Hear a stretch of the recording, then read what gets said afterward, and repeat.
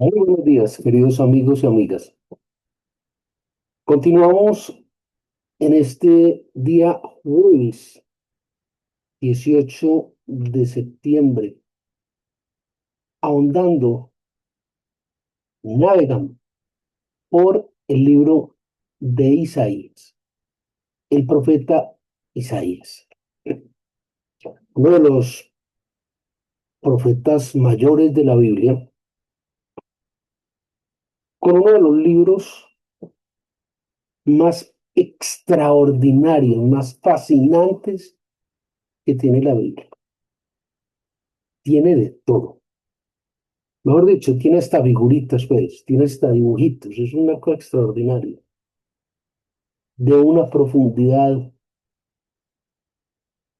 de una riqueza teológica más allá de cualquier expectativa.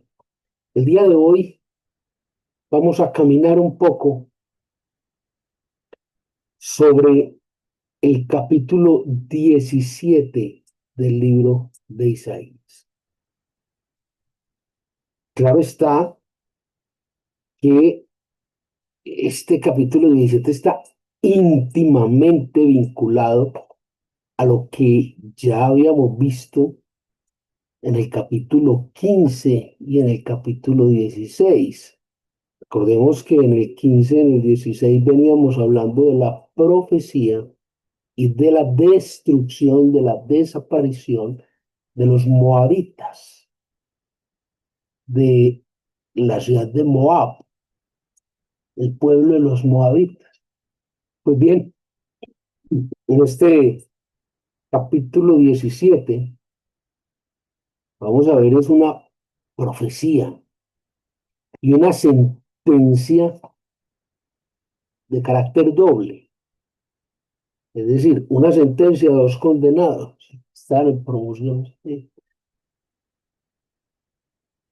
Y es toda la profecía de la destrucción, la condena que se establece sobre Damasco y sobre Israel. ¿Cómo? ¿Sobre Israel? ¡Ah! Sí, sobre Israel. Sí, señor. O sí, señor, pues, dado el caso. Este capítulo 17 es bien interesante porque nos obligan de una u otra manera a mirar a todo aquello que había ocurrido dentro de Génesis. Bien interesante. Entonces, un momentico, a ver, nos lleva a mirar a lo que pasó allí con Josué, con Moisés, obviamente en el libro de Josué. Y es que la profecía es de un duro, de un pesado, que dice uno, ah, caramba. Esa profecía en el versículo uno, capítulo 17 establece de una manera muy dura, repito, pero taxativa,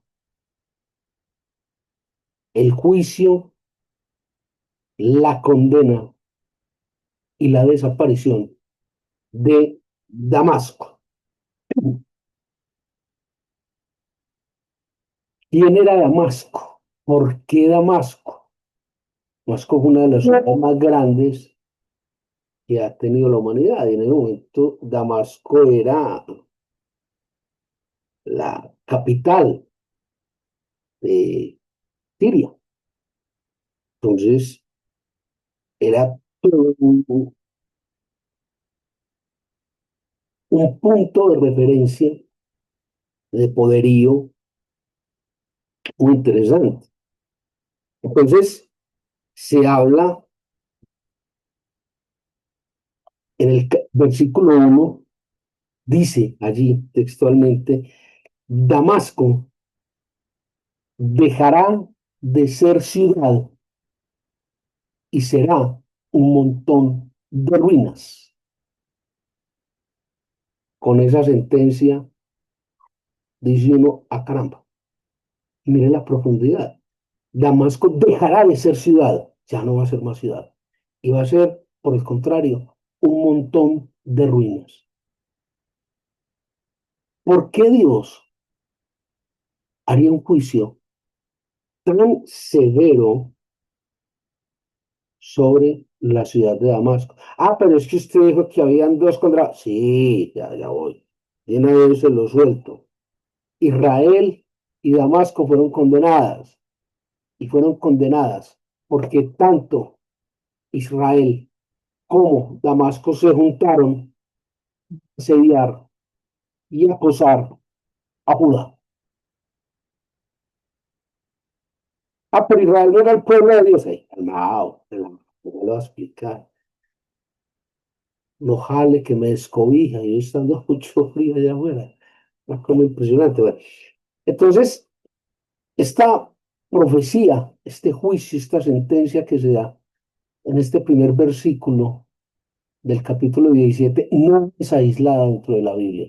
Les decía que hay que remontarse un poco más hacia Génesis, hacia por allá, por el principio del Pentateuco, al libro de Josué. Hay que empezar a mirar un poco más allá.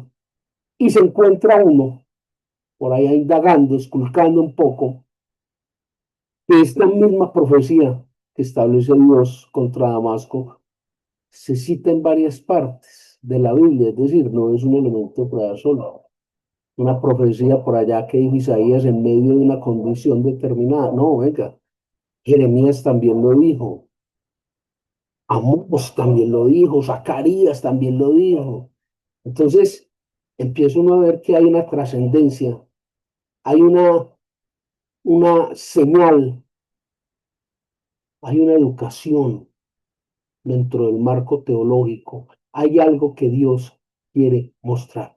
Es decir, esa invasión, esa destrucción, esa desaparición de Damasco tiene un trasfondo importante y es precisamente ese trasfondo histórico a través de una condena contra Israel. Les decía que encontrábamos lo mismo en el libro de Jeremías, de Amós y de Zacarías. Sí, si nosotros vamos al texto de Zacarías, del profeta Zacarías, allí al final del Antiguo Testamento, en el capítulo 9, en el versículo 1, se cita exactamente el motivo de la destrucción de Damasco. Y fue que Damasco se constituyó enemigo en primera instancia de Israel y de Judá. Se empieza a entender. Ah, pero usted dijo que Israel también. Sí, sí, ya, relajados, calmados. En el libro del profeta Amós, uno de los profetas más duros, más pesados que hay, la profecía de Amós es una cosa salvaje, es una cosa impresionante. En el primer capítulo, en el capítulo 1, entre el versículo 3 y el 5, hay una referencia totalmente clara de lo que es y de lo que sería y de lo que fue la destrucción de Damasco. Apunte allí las citas. Zacarías 9:1, Amós 1 del 3 al 5, Jeremías capítulo 49, Jeremías capítulo 49, versículos 23 al 27. De igual manera, citan la causa fundamental de los tres, o mejor, cuatro pecados que llevaron a la destrucción, desaparición de Damasco como ciudad y de cómo sería en un futuro no muy lejano un lugar lleno de ruinas, de escombros, dejaría de ser ciudad. Ahí ya no hay nada. Dice que será un lugar donde los animales irían a reposar, un lugar donde habría descanso para los animales, pero no habrá ni siquiera quien los espante. No va a haber quien le diga a esos animales, vaya, no, no hay nada, escombros. Tremendo eso, tremendo. Ahora bien, si es cierto que Damasco empieza a acosar al pueblo de Israel. Entre otras cosas, al pueblo de Israel fueron esas 10 tribus, 10 tribus de Israel. No eran 12. No, sí, claro, lo que pasa es que las otras dos, acuérdese, recuerde que cuando Moisés llegó a la tierra prometida, a la tierra de Canaán, Dios claramente le dijo a Moisés, vas a verla, pero no vas a entrar. Vos te vas a quedar afuera. Oh, sí. Moisés se quedó afuera. Y siguió al frente de toda esta situación Josué, que sí iba a entrar. Cuando estaban ya a puertas, se nombraron las 12 tribus. Y de esas 12 tribus mandaron un representante a ver la ciudad de Canaán. Y de los 12 representantes de las 12 tribus, 10 se devolvieron diciendo, Dios se equivocó. Es imposible tomar esa tierra. Esa tierra sí fluye leche y miel y es muy, muy próspera, muy, muy abonada. Es una tierra extraordinaria, pero eso está lleno de gigantes, eso está lleno de una cantidad de dificultades que nosotros no vamos a ser capaces de sobreponernos a ellas. De las 12 tribus, solo dos, entre ellas la tribu de Judá, dijo, venga, si Dios dijo que esa era nuestra tierra, adivine, esa es. Si Dios dijo que esa es la tierra, esa es, ¿qué más va a buscar? O que no se puede. Si Él dijo que esa es la tierra, Él no la dará. Y creyeron firmemente lo que Dios les había dicho. Las otras 10 tribus no creyeron. Y ante esta situación, cuando se presenta este ataque, este acoso permanente por parte de los asirios, cuya capital era Damasco, el centro más importante era Damasco, empiezan a acosar, a presionar a estas 12 tribus. Esas 10 que inicialmente se habían torcido, por llamarlo de alguna manera, a la voluntad y al designio de Dios, se asocian, hacen ahí un de hecho con los asirios. Y esto ocurre en la ciudad de Damasco. Entonces ya aparece ese fraccionamiento de las 12 tribus, de las cuales 10 se adhirieron a los asirios en la ciudad de Damasco y quedaron las otras dos aparte, bajo una sola, que es la tribu de Judá. Entonces, dice aquí una connotación muy fuerte, y es que los asirios habían recibido ya a las otras 10 tribus y se ha vuelto eso un gentío impresionante, adiestrados y organizados para la batalla contra Judá. Cuando esto ocurre, dice la Biblia allí en el libro de Isaías, en el capítulo 17, describe que la cantidad de gente que tenían estos ejércitos era tan grande que producían un ruido como de una gran borrasca, que producían un ruido, un escándalo como de un huracán cuando sus tropas llegaban. Sin embargo, bueno, enseguida les cuento lo otro. Es por eso, esa es la razón de por qué viene una sentencia, una condenación de parte de Dios, en primera instancia hacia Damasco, donde dice que va a desaparecer. Allá no van a quedar sino escombros, no va a quedar nadie. Y contra Israel, porque se fueron en contra de Judá y no creyeron la promesa de Dios. Pero esta condena que tiene dos partes hacia Damasco, pueblo asirio, capital de Asiria, y los israelitas, tiene una connotación. Y es que la sentencia contra Damasco es una sentencia de erradicación, de muerte, de destrucción, es una condena total. En cambio, la condena contra los israelitas fue una condena parcial. ¿Cómo así? ¿Y es que hay condenas parciales? Sí, sí hay condenas parciales. Esa condena parcial tiene una característica y es que lleva un halo, una parte, una protección en misericordia. Y dice allí el libro de Isaías en el capítulo 17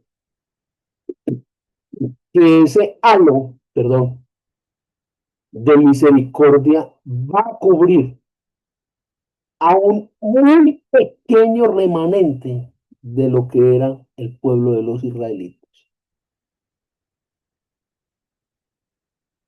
Unos muy pocos se van a salvar del aire y de la condenación. Por eso hubo un halo de misericordia. Por eso la destrucción de Israel no fue total, fue parcial.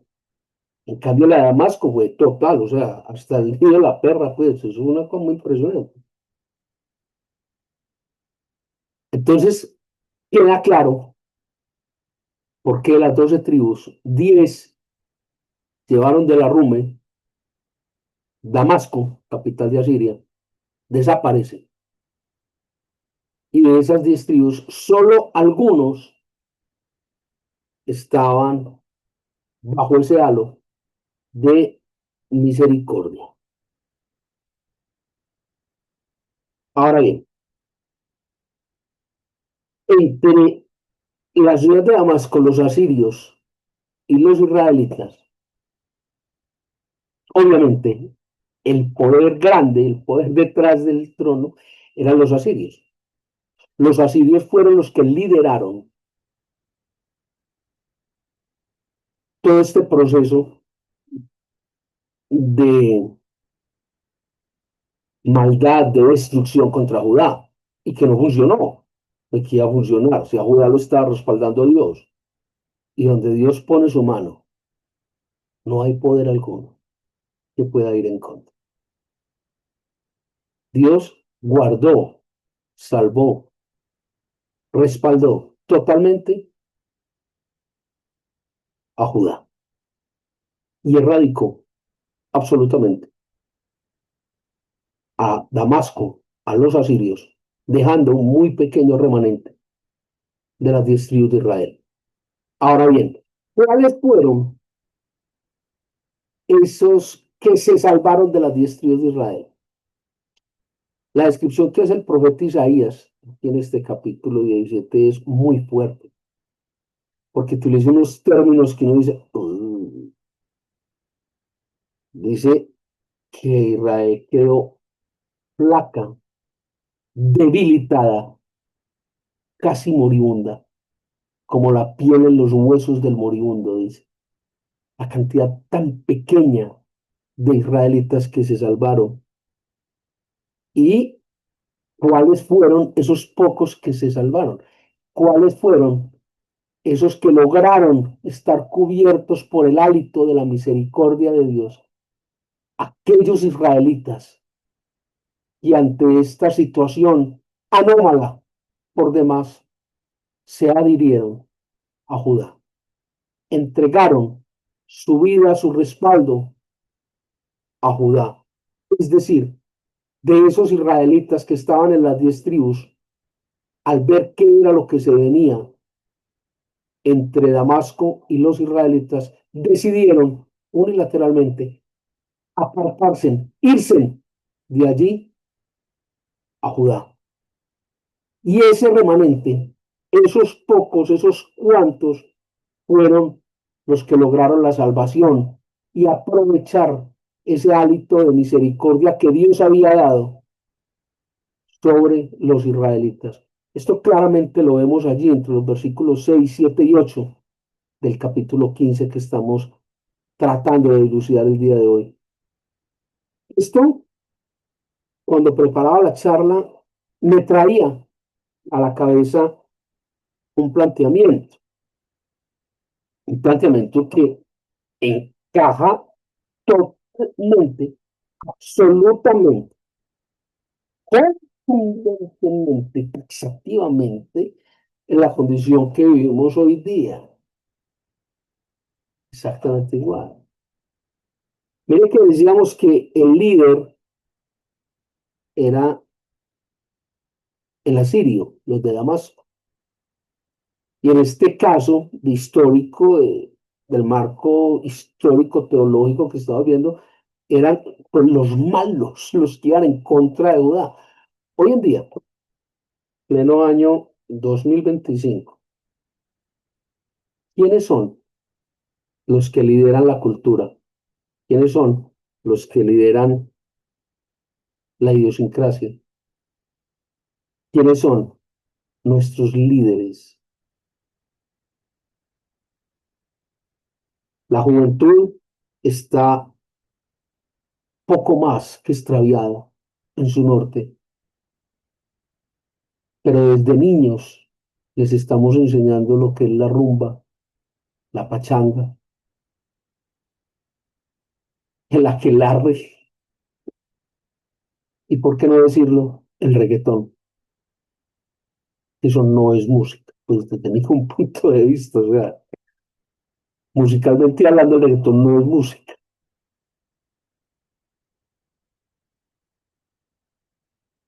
Y eso es lo que lidera las fiestas. Y si te van a vender, así sea una camiseta, una moto o un carro, te ponen reggaetón. Eso es lo que le gusta a la gente. Si nos fijamos en nuestros líderes políticos, encontramos corrupción en su más alta expresión. Colombia nomás fue descertificado, le quitaron la certificación. Adivine por qué. Problema de corrupción en la más densa de sus manifestaciones. Y todavía hay gente que cree que eso. Colombia ya ingresó entre los 10 países más corruptos del planeta. Y es nuestro país. Ni qué decir de los delincuentes, de muy pocas ideas, pero confusas todas ellas, que aspiran a la presidencia con más de 400 investigaciones encima. Y hay gente que le copia. Eso se convierte en el líder del proceso. ¿Quién estamos siguiendo? ¿Quién es el más importante del barrio? El que anda armado, el que anda en moto, el que tiene una grilla detrás. O sea, el maloso es el que más gana.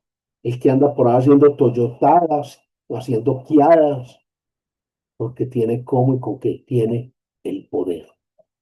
Sin embargo, para que no nos vamos por las ramas como el chimpancé, no vamos muy lejos, quedémonos aquí, a quien respalda a Dios. Exactamente lo que pasó en ese momento histórico está pasando hoy en día. Queda un poco de remanente. Unos cuantos que nos hemos salido de ese Israel, hemos dejado a ese Damasco única y exclusivamente para venir a Judá.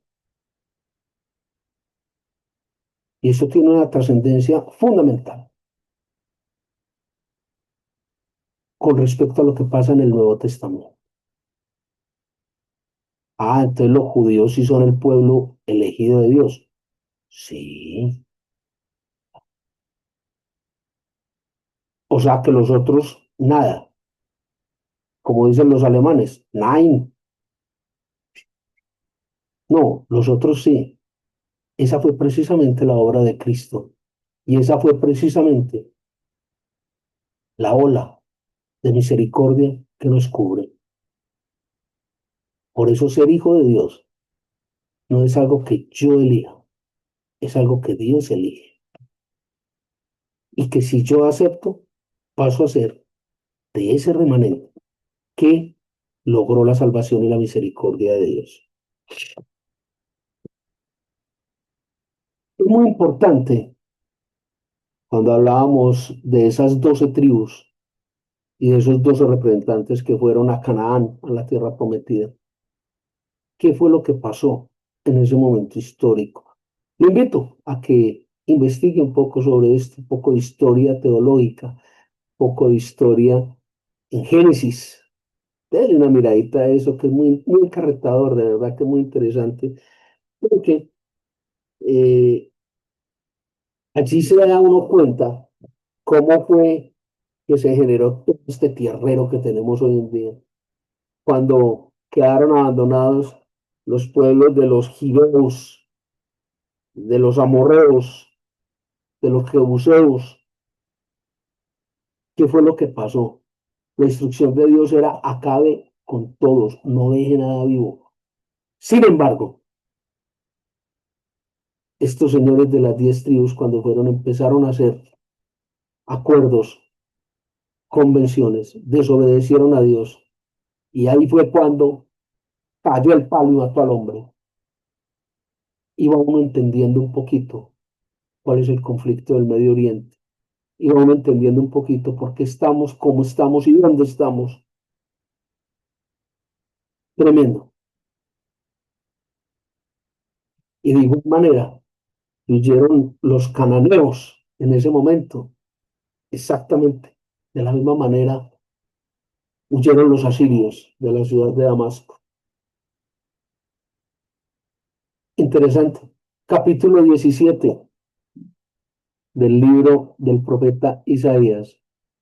Que el Señor les guarde, que el Señor nos ministre, nos proteja. Feliz día. Chao.